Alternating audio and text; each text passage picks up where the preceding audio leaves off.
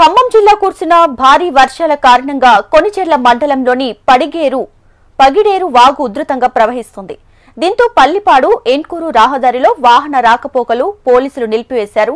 రాకపోకలు నిలిపివేయడంతో 10 గ్రామాల ప్రజలు ఇబ్బందులకు గురవుతున్నారు. వాగుపై బ్రిడ్జిని మరింత ఎత్తులో నిర్మించాలని స్థానికులు కోరుతున్నారు.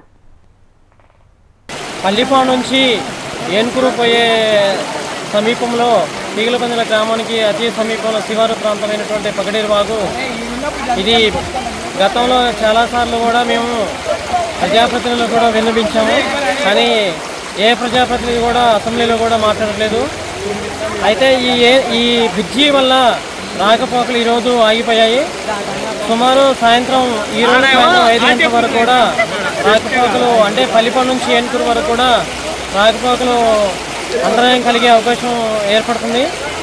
అంతటితో కాకుండా ఈరోజు మళ్ళీ పగలు వర్షం కురిస్తే మళ్ళీ రాత్రి కూడా రాకపోకలు అంతరాయం కలుగుతుంది.